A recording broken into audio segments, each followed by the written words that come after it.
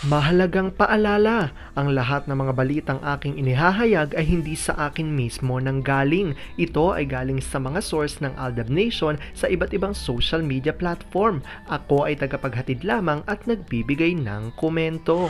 Magandang araw mga Aldab Nation! May panibago na naman po akong update para sa inyong lahat.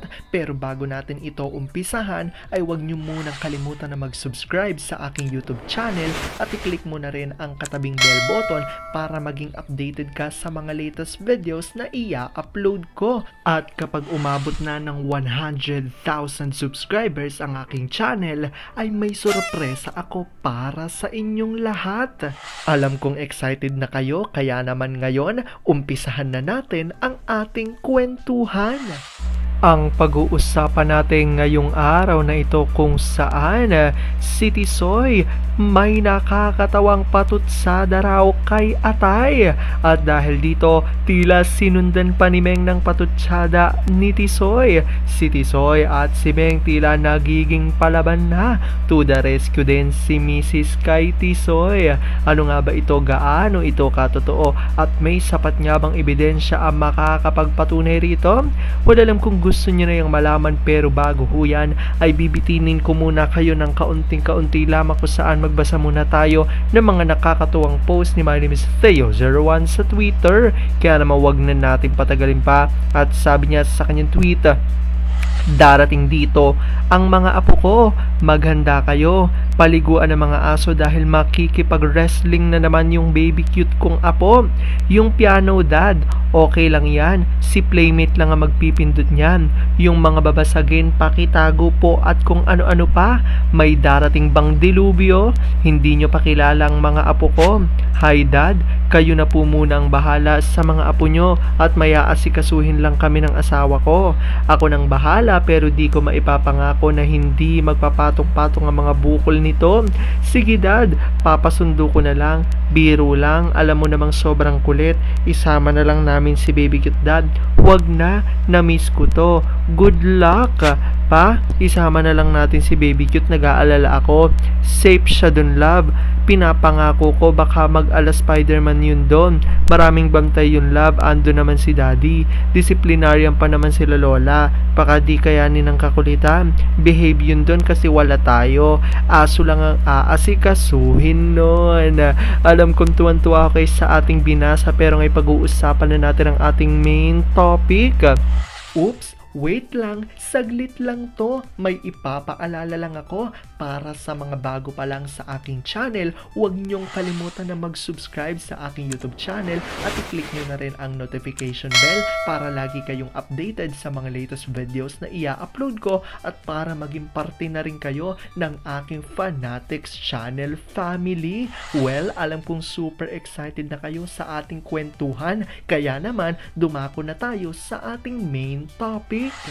Gaano nga ba katotoo na tila si Tisoy ay may nakakatawang patutsada? At ang patutsadang ito ay tila sinundan ni Meng na patutsyada raw para kay Atay.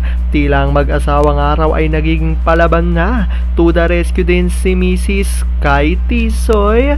Ano nga ba ito? Gaano ito katotoo at may sapat nga bang ebidensya makakapagpatunay rito?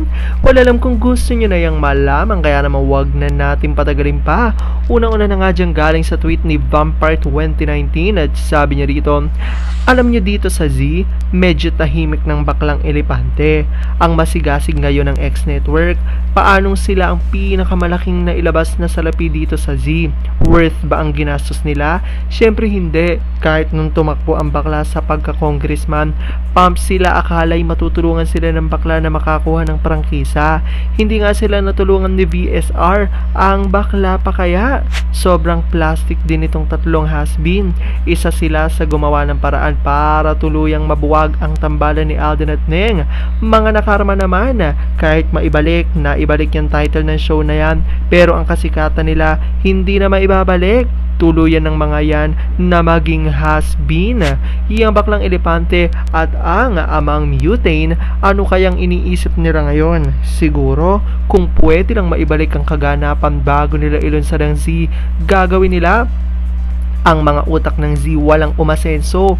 Tignan nyo nangyari sa X Network, APT3 at MZ ni Lolo Botox. Bakit 3 years in a row walang movie na sinali sa MMFF? Wala na bang budget? Ano nang maipagmamalaki ng Mary the Storm sa nangyari sa negosyo nila sa kakasali sa Z? Ang yabang pa ng Dalmatia na to. Nakita niya minsan ng mga ADN sa McDo. Sabi, bakit nandun sila? Ayaw niya ang pera ng mga fans. Noong pwede siyang magmalaki sa yaman nila, pero hindi na ngayon. Minalas na kasi. At galing naman kay Gabriela Sayagaya, sino man sa mga ulolang masigasig sa Sarsuela ay walang kwenta. Puro palpak ang mga ulol sa kasamaang pinaggagawa. ZGOC lugi-lugi sa Sarsuelistas, binayaran nila. Hindi mapatumba ng mga ulol, ADN fandom sa Sarsuelang nilikha nila. Ang ADN ay lalong tumibay. At ito na nga ang tinutukoy nila kung saan makikita nga na pinost ng All Access to Artists ang picture ni Namayan and Arjo at meron ditong nakalagay na caption of Forever Cuties.